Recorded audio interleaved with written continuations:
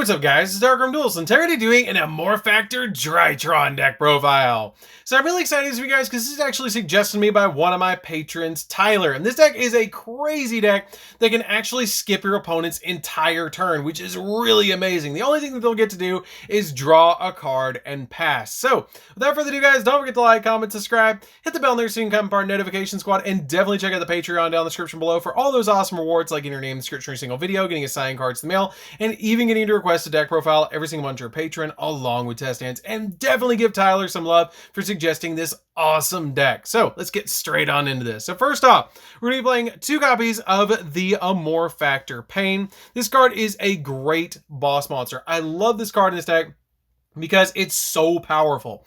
It has the ability that your opponent, if this card is ritual summon, your opponent skips their entire next main phase 1. And it also negates the effects of all face-up fusion, synchro, and Xyz while they are on the field. And if this card is sent from the field to the graveyard, you can add another Dracoverlord monster from your deck to your hand, except another copy of itself, which is a really good effect. But basically just being a skill drain for for fusions, synchros, and Xyz, and skipping your opponent's main phase 1, this card is incredible, and it has great artwork as well.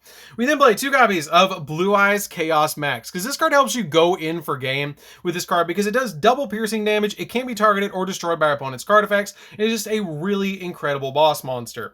We then play a single copy of Blue Eyes Chaos Dragon. This card is really good as well because comboed with our copies of our other ritual monsters, this card can help you go in for game because when it attacks, it changes all the other monsters on your opponent's side of the field to defense position and drops their attack and defense to 0, which helps our Blue Eyes Chaos Max go in for double piercing. This card also does piercing damage if you use this card on your side of the field, which is really, really good. We then play 3 copies of Blue Eyes White Dragon as well. Blue Eyes White Dragon is really good in the deck because basically you're using this card with Advanced Ritual Art to summon out your copy of your Amorphactor very, very easily. We play a single copy of Alternative White Dragon. This card is really easy to summon to your side of the field because basically what you're going to do with this card is reveal a copy of Blue Eyes in the hand and then special summon it to your field, and it's searchable by melody, which is why we're playing this card as a 1-of in the deck and no more than 1. We're then playing 3 copies of Drytron Alpha Thuban. Alpha Thuban is really good because all of your Drytrons share a similar effect that you can't normal or special summon, or you can't normal summon or set this card, and then it must be special summoned by the effect of a Drytron card. And you contribute 1 other Drytron monster or a ritual monster from your hand or field to special summon this card from your hand or graveyard in defense position, and then you apply its unique effect, which your copy of Drytron Alpha Thuban, when it's summoned, lets you add a ritual monster from your deck to your hand. Now they all also share the ability that you can't special summon monsters except monsters that can't be normal summoned or set this turn, and you can only activate their effects once per turn. Alpha Thuban is incredible in this deck because being able to add that copy of our Amorphactor from the deck to the hand while we have one of our other amazing tech cards is just really, really good to be able to just skip the opponent's turn except for letting them draw. We then play 3 copies of Drytron Zeta. Drytron Zeta lets us search our ritual spells when it's special summoned to our side of the field and pretty much has the exact same effect as our Alpha. 2 copies of Gamma. I feel like 2 is fine in this deck because it has the ability that if this card is summoned to your side of the field, you can special summon a Drytron monster with 2,000 attack from your graveyard, giving you basically a link to or being able to Xyz summon for your Mu-Beta Fafnir or one of the other monsters in the extra deck. And a single copy of Delta would let you reveal a ritual spell or ritual monster in your hand and then draw a card. I feel like you only need 1 copy of Delta in this deck, but being able to roll through all 4 of them is just really good, and I can't wait for you guys to see the test hands. So that's it for the monsters, guys. Let's get into the spells. So for the spells, we're going to be playing 2 copies of Drytron Fafnir. Drytron Fafnir lets us search from our deck a Drytron Spell or Trap, which is really, really good for this deck. We're going to be mostly searching out from the deck our copies of Drytron Nova. Drytron Nova has the ability to special summon a Drytron monster from the deck, but destroy it during the end phase, which is really good, but basically you're just using this card to summon out your copies of your Drytron monsters to start your combos. We play 3 copies of Cyber Emergency, which can search any of our Drytron monsters, which is really good. 3 copies of Trade-In, because this card can let you discard any level 8 to draw 2, which is really good for this deck. I did consider cutting Trade-In in this build for Pot of Extravagance, so that is an option for you guys if you do want to play the copies of Pot of Extravagance over the Trade-Ins. The only thing is with your copies of Extravagance, it does kind of make the effect of Delta not quite as good, because you can't draw for the rest of the turn.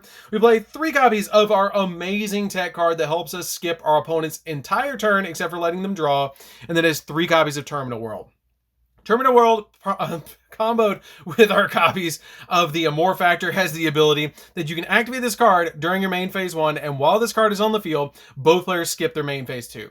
That's really good. Basically, you summon the Amorphactor, skips your main phase 1, activate this card, skips main phase 2. They can't go. They draw a card, they go to end phase. Because the way the 6 phases in Yu-Gi-Oh goes is it goes draw, standby phase, main phase 1, battle phase, main phase 2, end phase. So you skip the main phase 1, they go draw, standby phase, end phase. That's it. They can't go to main battle, or they can't even go into their main phase 2. This card is really, really good. I love this card, and is such a crazy tech in this deck. And a really fun, like, play for this deck to be able to just skip their turn. We then play a single copy of the Medionis Drytron, which is a really good ritual spell that you can search in the deck very easily, but the attack points matter to ritual summon with this card instead of the levels, so you have to use the effect of this card this way, that this card can be used to ritual summon any ritual monster from your hand or graveyard, and you must also tribute machine monsters from your hand or field whose total attack equal or exceed the attack of the ritual monster you are going to ritual summon. And if this card is in the graveyard, you can target a Drytron monster that you control, and it loses exactly 1,000 attack points until the end of the opponent's turn, and if it does, add this card to your hand, which is a pretty good effect, especially since we're going to be summoning out monsters with 3,000 attack points or less, so you just use 2 Drytron monsters anyways with this card. We then play a single copy of Chaos Form. Chaos Form is really good because you can banish a Blue Eyes from the graveyard, as well as send one from the hand to the graveyard to be able to summon a ritual monster that is a Chaos monster, which is really good, especially when trying to summon Chaos Max or Chaos Dragon. So this card is a really good 1-of in here. I did consider playing it at 2, but I feel like 1 is totally fine because we're basically just going for the copies of the Amorphactor and not so much the Chaos Dragons. Chaos Dragons are just here to basically go in for game. We then play 3 copies of Advanced Ritual Art. Advanced Ritual Art is here because you can use Blue Eyes from the deck to summon out your copies of your Amorphactor, which is really good. And then we play 3 copies of the Melody of Awakening Dragon, which lets us discard a card to be able to add 2 dragon monsters with 3,000 or more attack and 2,500 or less defense from our deck to our hand. So you can use this card to be able to add Blue Eyes White Dragon, Blue Eyes Chaos Dragon, Chaos Max, or even alternative white from your deck to your hand. You cannot, however, add the Amorphactor because it has 2950. It comes in 50 points lower than it needs to be able to search off this card, which is a little bit unfortunate. So that's it for the main deck, guys. Let's get into the extra deck. So for the extra deck, we're going to be playing a single copy of Drytron Mu Beta Fafnir. Now keep in mind about this extra deck, you rarely go into the extra deck. So if there's anything that you want to cut out of the extra deck, you totally can and play Extravagance. If you want to basically take out the melodies, if you want to take out the copies of Trade-In, you totally can, but you don't super need the extra deck for this deck. These are basically just tech cards in here that you're going to be using. So we play a single copy of Mu Beta Fafnir.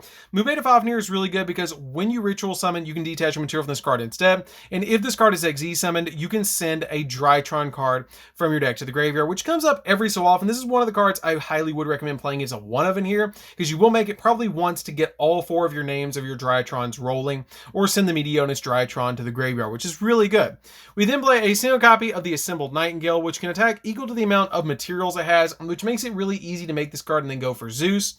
1 copy of number 97, because you can detach a material from this, and either you special summon both of them and then attach one of this material, either a number 38 or number 100, depending on what you need. If you need to stop spells, you summon the number 38 like this, where you'll summon it on top of the number 100 by using this effect. But if you want to go in for game, you'll just summon them like this, where you'll summon number 38 and then equip or attach number 100 to it.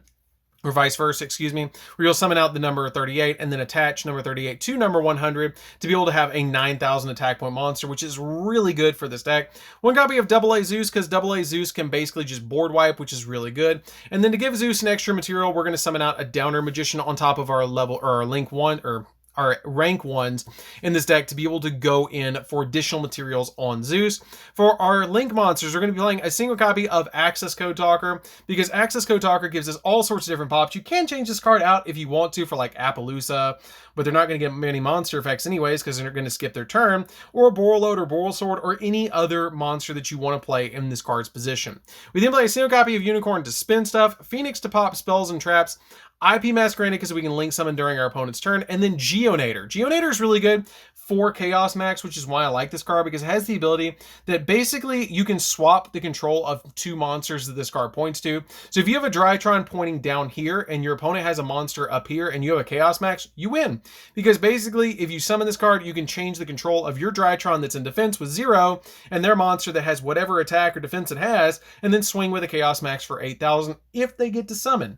We then play a single copy of Relinquished Anima, because Relinquished Anima comes up a lot in this deck. Like, it comes up a lot in this deck because you're going to summon this card to your side of the field and then gobble up a monster that it points to. 1 copy of Cross Sheep, because Cross Sheep's ritual effect comes up a lot in this deck, because you can, if you ritual summon while this card's on the field, you get to draw 2 and discard a card, which is really good.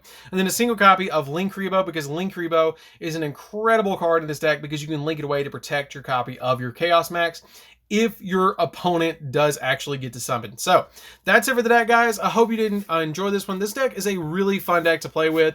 I really like this build because basically you're just skipping your opponent's turn, because once you establish this on your side of the field, which you guys will definitely want to check out the test hands for this one, once you establish this on the field, basically it's game over, because you're basically going to ritual summon the following turn. You always want to go first, but once you establish this, your opponent's not going to be able to play, which is hilarious for this deck. So anyways, guys, this is DarkArmedDuelist. Don't forget to like, comment, subscribe, hit the bell on there so you can become part of the notification squad, and we'll see you guys in the next video. See you later, guys.